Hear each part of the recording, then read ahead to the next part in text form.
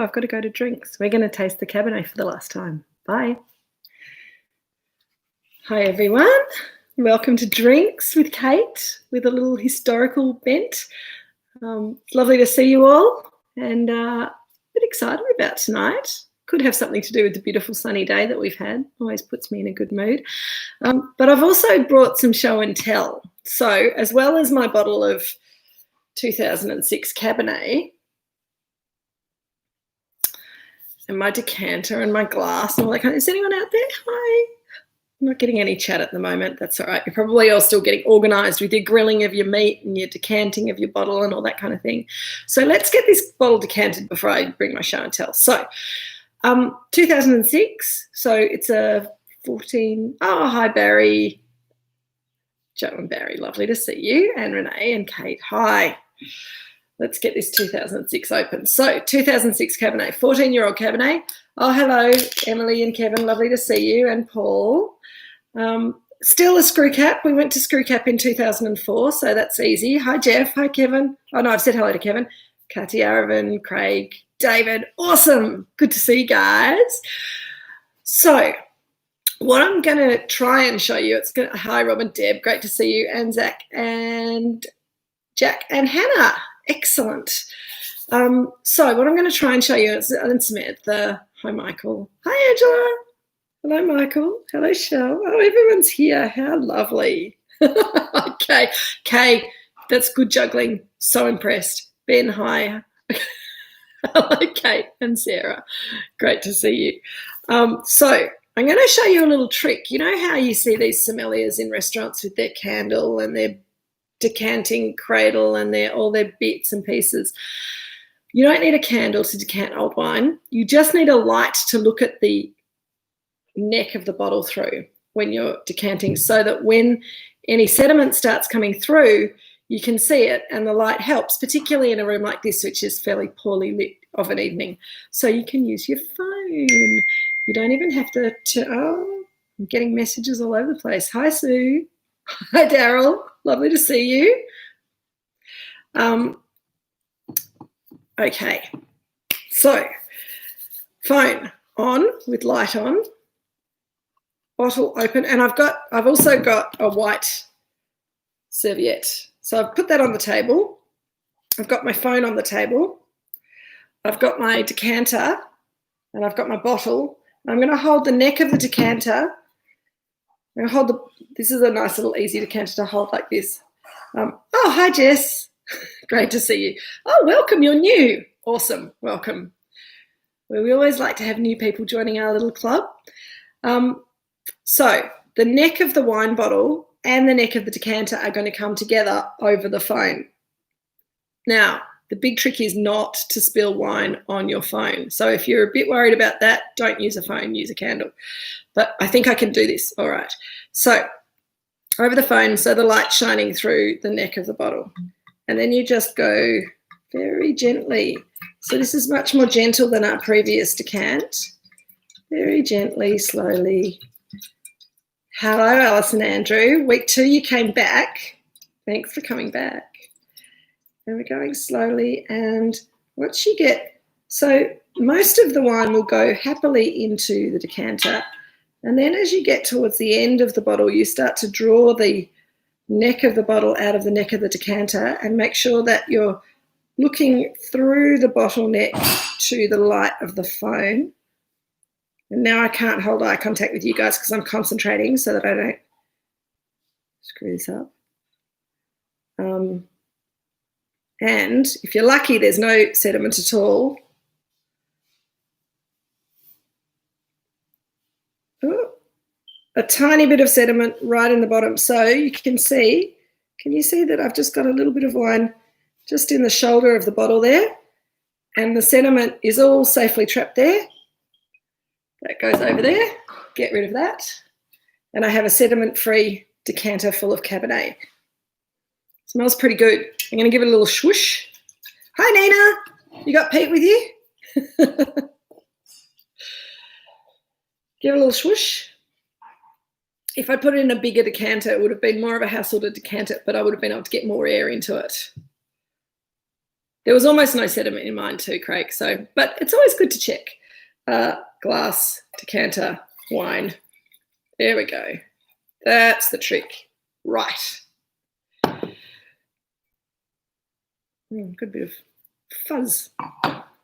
Worst thing about wearing face masks is that I seem to get little bits of fuzz on my face that just kind of hang around and annoy me for the rest of the day.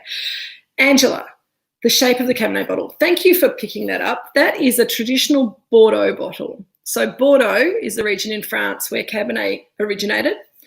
And in fact, this wine is called Cabernet, but in the true Bordeaux fashion, hey, Karen, good to see you. In the true Bordeaux fashion, this is mostly Cabernet Sauvignon. It's got a little tiny bit of Merlot. It's got a little tiny bit of Cabernet Franc in it. So it's a classic Bordeaux blend. And the reason that we can label this as Cabernet rather than Cabernet Sauvignon, Merlot, Cabernet Franc is that there's more than 80% Cabernet Sauvignon in this blend. So by Australian law, as long as you've got at least 80% of the grape variety that's labelled on the front label, that's the only one that you need to mention. You can mention the others if you want to, but you don't have to. And this is more like about, I'd say probably 96% Cabernet Sauvignon, and the other 4% would be Merlot and Cabernet Franc. So just a tiny little bit of the others in there. So that's a classic Bordeaux bottle. And the bottle that you see most of our wines in with the slopey shoulders, that's a classic Burgundy bottle, which is appropriate for Chardonnay and Pinot Noir. We like our Pinot Gris in there as well because we like the shape of the bottle. And yeah, it's kind of a nice little ode to Burgundy, because in Burgundy they grow Pinot Gris as well, but they call it Pinot Barreau, I think. Going off topic. So aerators, Cutty. For an old wine like this, I don't think so. Aerators are good for young Cabernets, Shirazes, things like that need a lot of air in them to start showing. If you put this through an aerator, you might just sort of send it to its death a little bit quicker. So an aged wine is going to already smell different when you first open it, but as it interacts with the air, then it's going to change a lot more quickly than a young wine. And the attractive aromatics that you see early on will either get, Alison, did you use an aerator? It's okay. It's not going to, this is quite a robust wine, but probably with an older wine, not necessary. Just a bit of a swirl. But what was I saying? Cabernet at Moorooduc Estate. When we first, hang on, let's taste the wine first, because this is really interesting. I think that one of the most interesting questions is, why are we tasting a wine that we don't make anymore, and why did we stop making it? So first of all, we didn't stop making it because we didn't like it, it was a bit of a wrench for us to stop making Cabernet here at Moorooduc, because it was one of the grape varieties that we started off with. It was one of the grape varieties that it was believed would work really well on the Mornington Peninsula, and kind of didn't, because it was a little too cool on the peninsula for Cabernet. But this is one of the warmer sites here at Moorooduc. And so we made this lovely, savoury, restrained Cabernet that was nothing like anything else from Australia. It was much more like something from Bordeaux, but different from that again. And yes, Shell, it does. It smells like olives. It smells like lots of other things. So for me, it smells like olives. It smells a little bit like crushed up tobacco leaves. There's some red currant, cassis aromatics in there, which is classic for Cabernet. And we'll see what else happens as it opens up with air, because this wine will change quite a lot with air. What it's not is a great big rich Margaret River or Coonawarra Cabernet. So it's very different. The raisins definitely show that they're coming through from that aging process of the wine. And 2006 was a relatively warm year, and so we get those slightly riper fruit characters, but definitely that raisiny character comes through in aged wines. So why did we plant Cabernet in the first place? Well, in the late 70s, early 80s, people were planting grapes for wine on the Mornington Peninsula for the first time. and nobody really knew what was going to work down here. And the recommendation was there was a little bit of work done on the climate, and we were quite close to the sea, and the suggestion was that it was maybe a little bit of a Bordeaux-like climate. Michael, it is a lovely wine. And yeah, that Ribena, Cassis, red currant character, black currant, absolutely, Alison. So everybody planted Cabernet and Merlot down here on the Mornington Peninsula, and the passionate people also planted a little bit of Pinot Noir, but that was much less recommended and much less known. There was quite a lot of Chardonnay planted down here in the early days as well, and that worked well as well. But and the Chardonnay was only because Chardonnay had become an overnight sensation, and everyone was planting Chardonnay everywhere in Australia. We just couldn't get enough of it in the 80s and early 90s. How the world has changed. So Cabernet is a grape variety that is really on the cusp of being able to ripen successfully on the Mornington Peninsula. So even here in our warm site at Moorooduc in the northern part of the peninsula, we would probably make a really good Cabernet every 1 or 2 out of 3 years. And in the cooler years, it would be green and a bit weedy and smell more like green capsicums than tobacco leaves. And in the really difficult years, we maybe didn't even get a crop at all, because Cabernet is a later ripening variety than Pinot Noir. It needs longer to ripen, and we would get, particularly in the 80s, and ironically, the climate's changed now, so everything's ripening earlier here. So in fact, it is a variety that you could replant here and probably have more success now than we had in the past. Unfortunately, now Cabernet is still deeply unfashionable in Australia. So I think it would be, and the Mornington Peninsula has cemented its reputation as being too cool for Cabernet, as in climate-wise, not cool as in groovy, but too cool climate for Cabernet. And the people who've persisted with making it, and we persisted with making it a lot longer than a lot of people, for the reasons that I sort of explained, and also because we had a real soft spot for it. We really like the wine, and it's still, Mum really loves the wine, and she likes it a lot better than our Shiraz. So, it's, if you didn't cutty, you just need to swirl it a bit longer and wait for if there are any slightly stinky characters, they'll breathe off. And if you didn't decant the wine and you didn't let it stand up, then it might be a little bit gritty. But there's not a huge amount of sediment in there, so it should be fine. Just pour it gently out of the bottle into the glass, and the last couple of mouthfuls at the bottom of the bottle might have a bit of sediment in it.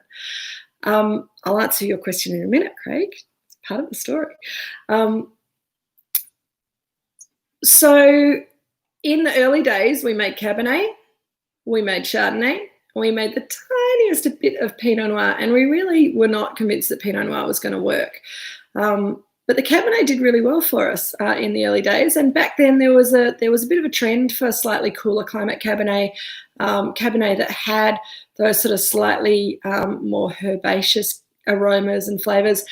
And there were wines that in the 1980s that were made from Cabernet, grown in quite cool shaded areas, that were winning gold medals and trophies at wine shows.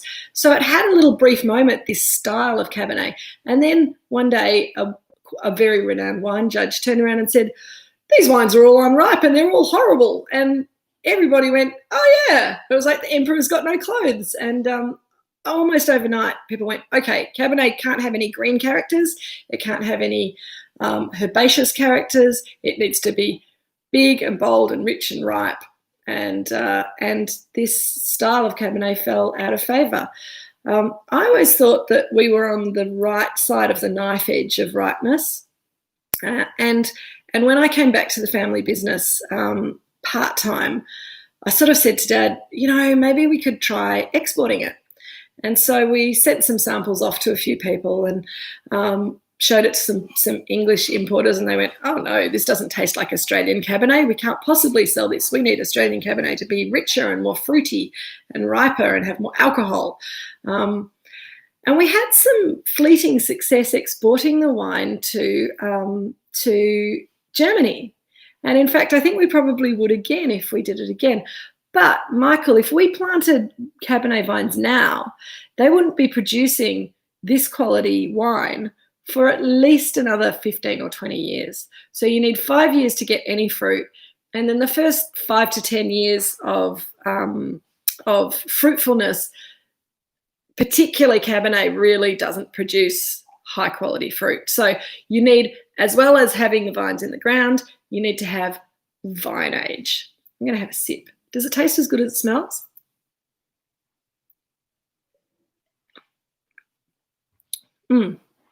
So for me, there's a little bit of an earthy note there.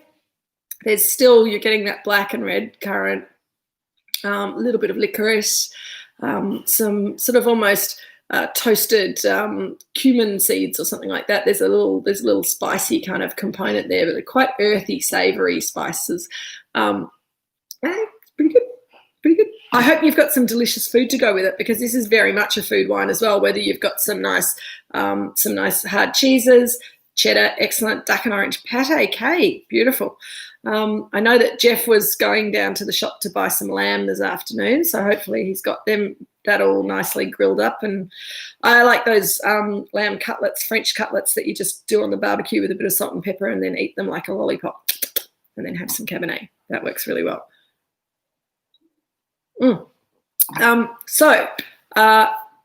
Craig, I haven't forgotten your question. Roast beef with horseradish, a perfect classic match to Cabernet, which was why I recommended it, and I hope it's going well with the wine. It's really interesting because chili really fights with Cabernet. Horseradish, it's hot, but it's a different kind of hot, and it works really well. It works really well with the sort of the more herbal characters of a cool climate Cabernet. So I think it's a really nice match. Karen, yep, a good cheddar, perfect with this wine. Oh, Jeff, you ate all your lamb.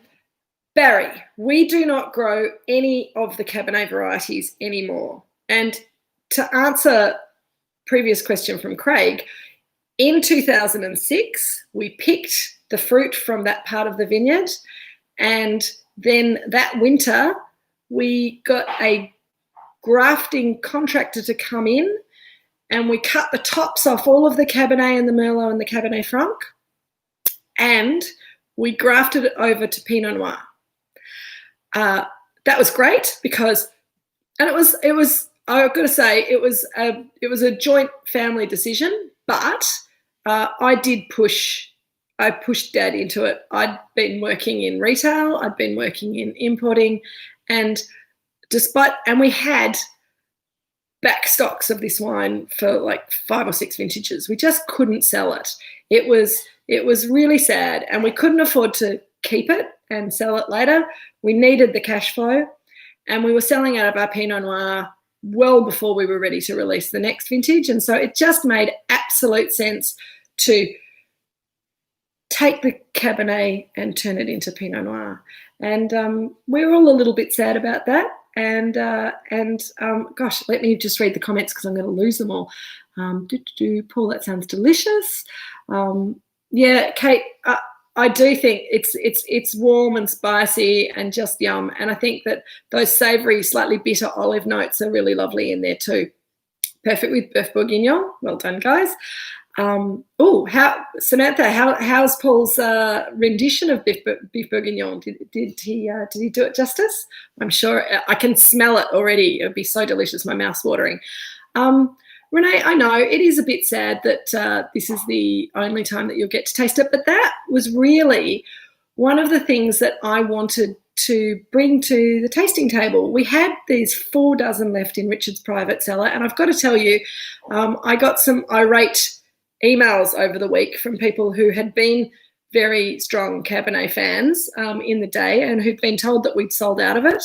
We had a little final sale of it a couple of years ago, and they said, but you said you'd sold it all and you wouldn't sell us anymore. And I'm like, this is out of Dad's private cellar. This is wine that we kept for a really special event that we were planning for this year before COVID happened. It was going to be a wine that we were going to serve blind to our dinner guests. we were going to play wine options with it. It was going to be really fun. And we thought, you know what? Just because we can, let's just share it with the people who have come through the whole COVID crisis with us, you guys, our tasting group. And it's just lovely to be, drinking these historic bottles with you guys tonight. So don't be sad, be happy that you're getting to taste a yummy Cabernet. And there'll be lots of other yummy things to come along. Oh, roasted garlic bulb with yogurt and maple syrup. Yum. Sounds delicious. But okay, Rob and Paul have both asked good questions. Rob wants to know, what does Cabernet Franc bring to the wine? There's such a tiny amount of Cabernet Franc. To be honest with you, it's subtle, but it brings a little bit of extra perfume, a little bit more red fruitedness, and a little bit more of that violet aromatic, which has sort of faded away as the wine has aged. But there's a little bit of that violet perfume, and that's coming from the Cabernet Franc. There was a question that's gone up into the thing. Oh, Sam, that's great. Kids ate it all. Fantastic. Business is brutal, Alison. And but once you graft Cabernet over to Pinot Noir, we don't think that it gave any Cabernet character to Pinot Noir. But those vines ended up being our most important Pinot Noir vines for about 10 years. They had old root systems, so you got old vine quality fruit. They had beautiful Pinot Noir canopies producing amazing Pinot Noir for us, and that was the basis for a long time for the Moorooduc McIntyre Pinot. These days, that's changed a little bit because we've got some other Pinot vines that we've planted down the other end of the vineyard, which is wonderful. And those vines in the last 2 or 3 years had really kind of come to the end of their lives. And when you graft vines and you play around with them and you do big cuts, they get quite traumatized and they get disease in them, and they don't work forever together as one unit. And so the last couple of years, they haven't produced very much fruit. They haven't produced the quality fruit that we were getting up until then, and they weren't getting into the McIntyre Pinot anymore. And we made the very difficult decision this winter to pull that vineyard out. So I can't show you a photo at the moment, but I will very soon one day. We've pulled all of those vines out. So this is the other reason that we're tasting this Cabernet tonight. There is no chance of those vines ever producing any more grapes for us. They've gone forever. We've got a big empty paddock at the front of the old vineyard, and we're growing wheat. We're growing wheat for at least one crop, possibly a few more. So there's going to be super expensive rare Moorooduc Estate wheat bread if it works out. Yes, Craig, Nebbiolo is on the list of things. We could plant more Pinot Noir, but we've been talking a lot about planting some Nebbiolo, maybe some Blaufränkisch. Someone else said plant more Shiraz, but I think our style of Shiraz, like our style of Cabernet, appeals to a very small and select group of people and is quite hard to sell. I think some Italian grape varieties, whether it be Nebbiolo, whether it be Nero Mascalese, you know, the one or some of the varieties from Etna would be really fun. So we're going to do some research. We're going to have a play around. So watch this space, literally. We'll be putting up some photos of the wheat growing on the Instagram account over the next few weeks.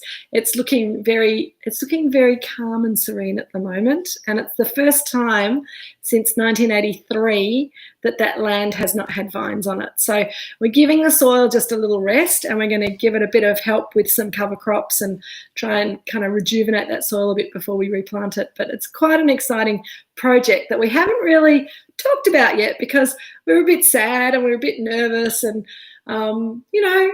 but you guys, you get the news flash. News comes to you guys first, which is really, really, really important and really cool. Jess, there are some people on the Mornington Peninsula who make Cabernet, not very many. I couldn't off the top of my head tell you who. I think Willow Creek were making Cabernet until fairly recently and maybe still do.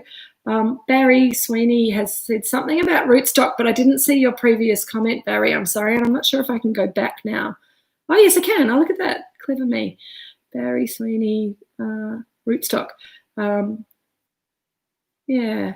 So the Cabernet rootstock didn't affect the flavour of the Pinot Noir, except to make it taste like it was older vines and better quality Pinot, and really exciting.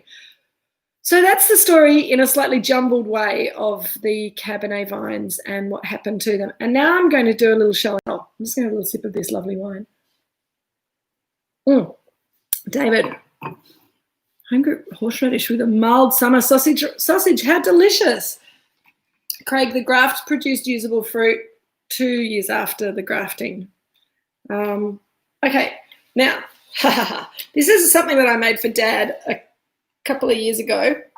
These are some old photos of Moorooduc Estate in the early days. And this one here, oh, it's reflecting my computer. This one here, if you can see, is Richard standing in front of his very first crop of Cabernet. Look at that moustache, isn't that fabulous? And of course, that photo that I put on the mail out was Richard as well, in his very short shorts, which he preferred. There's me making wine as a teenager. I think I was about 16 there. That's me and Richard and Jill. What else can I show you? Oh yeah, there's Richard with some Cabernet here. Yeah, cute. There you go. That's early days at Moorooduc Estate. Old Cabernet vines. And yeah, so when you come back to Cellar Door, I hope that we'll have these photos hung up, because I think that history is really important. Barry, where did the original rootstock come from? Well, Richard went out and took cuttings of Cabernet and Chardonnay from vineyards. Some of it was local on the peninsula from the half a dozen other people who'd already planted vines here before us. I distinctly remember a weekend that we went up to Hall's Gap, and Dad spent the weekend taking cuttings at Best's Great Western, and Mum and my sisters and brother and I went antiquing and had cream tea somewhere. That was very early days, 1982 or 83. And Dad just grew the original vines from cuttings. So various friends, both local and slightly further afield. Jeff, decision was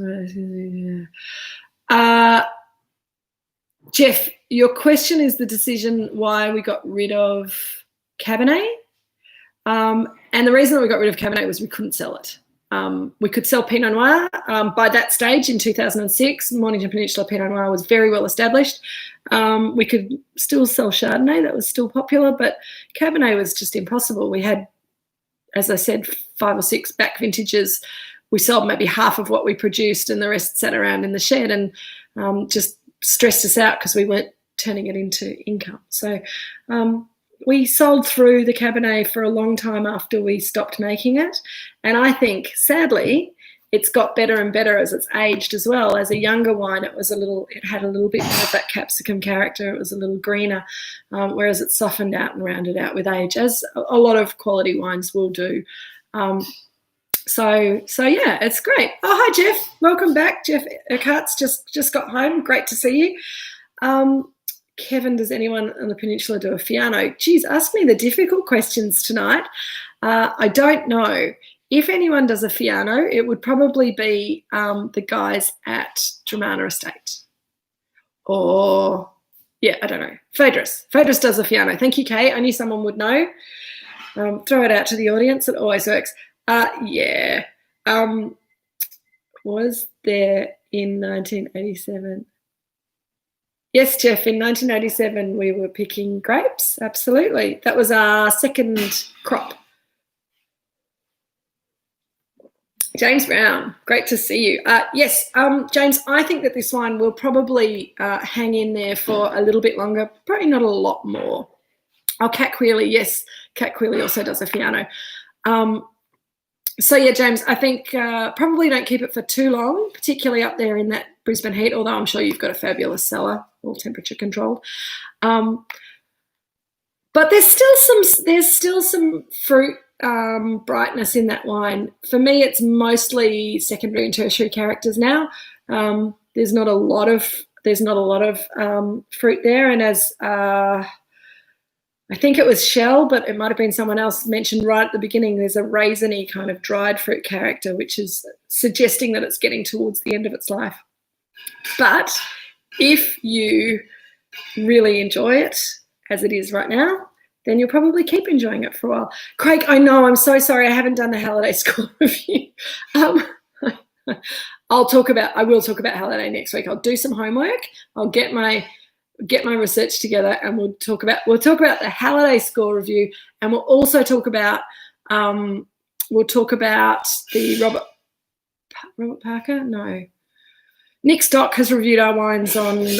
It's not Robert Parker's website. I don't think it's someone else's. Anyway, we'll talk about reviews a bit next week as well, because next week we're going to be tasting our first guest wine too. So that's very exciting.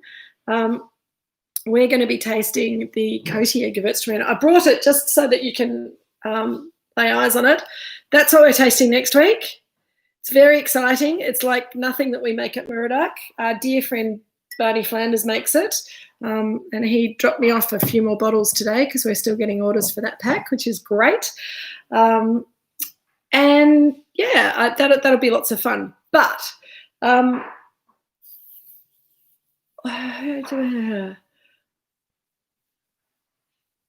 sorry, I'm just trying to read all the messages. Yes, Barry, there is. I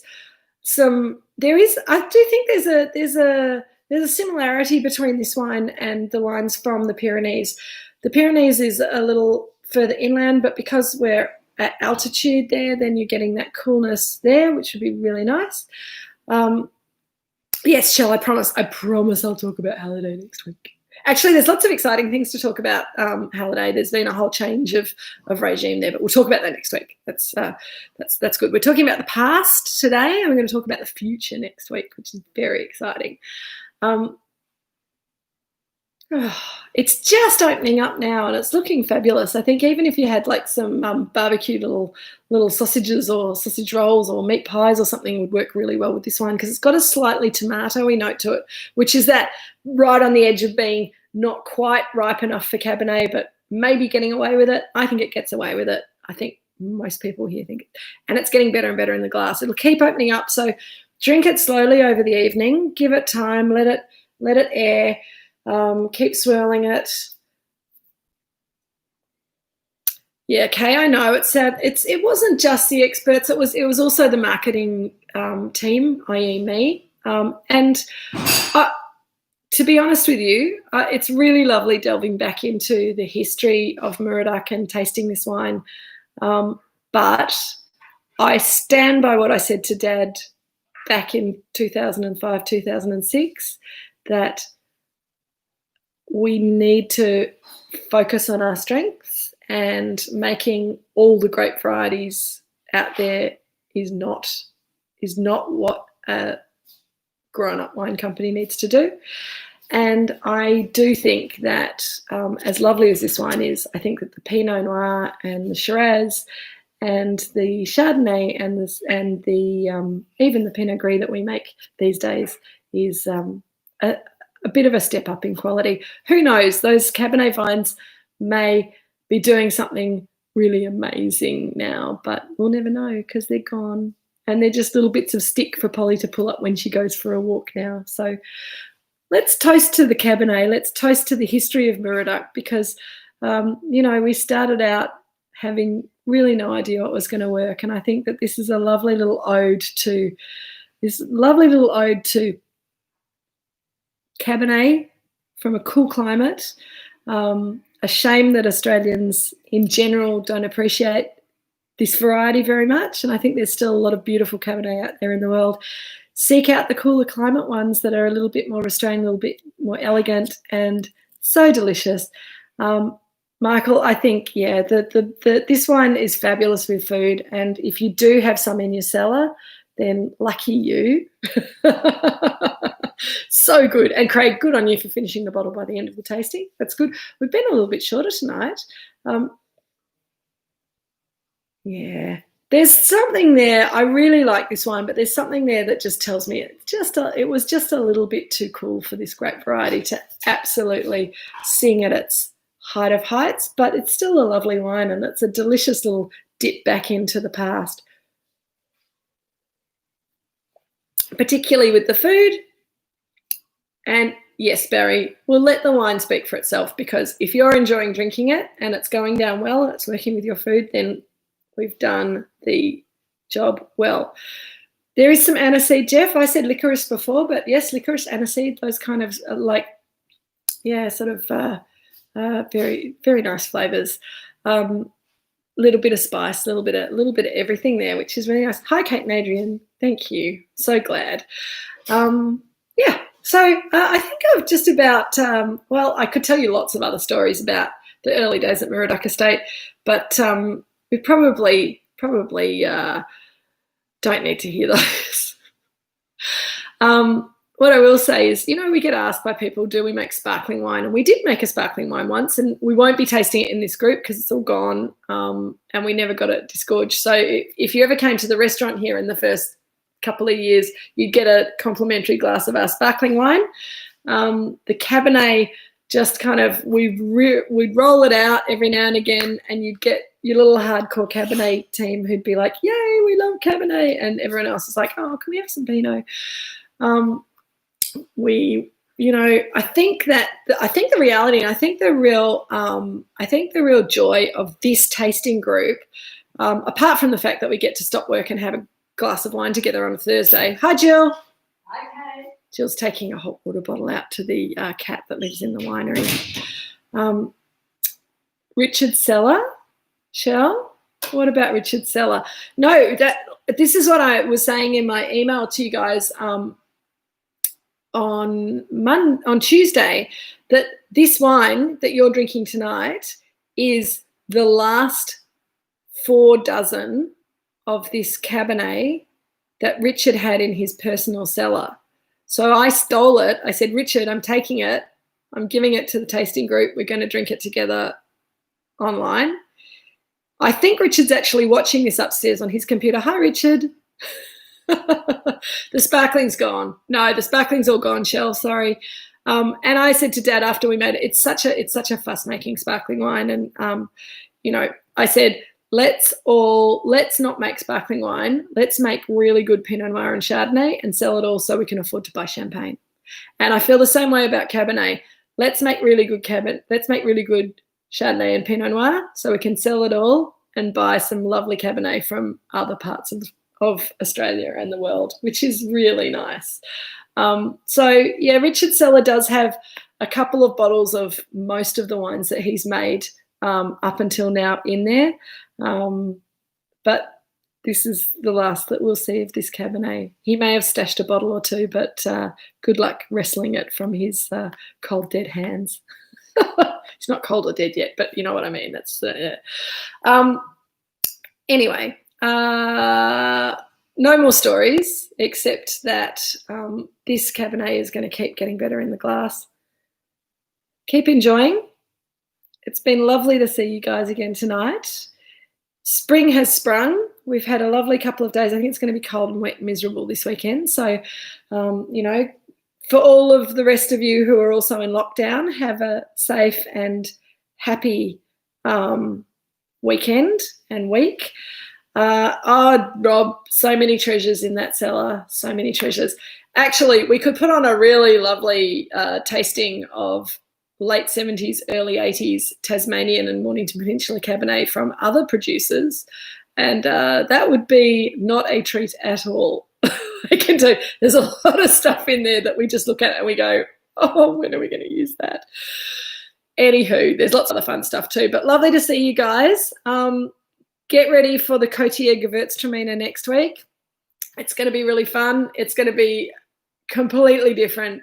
Thank you all for joining in and tasting this wine and drinking this wine with me tonight. And Richard, we've come a long way, and here's to going further. And we will have a gathering, Craig, when we're all free. And if you like, I can open some of those those lovely, venerable old wines. Be very fun.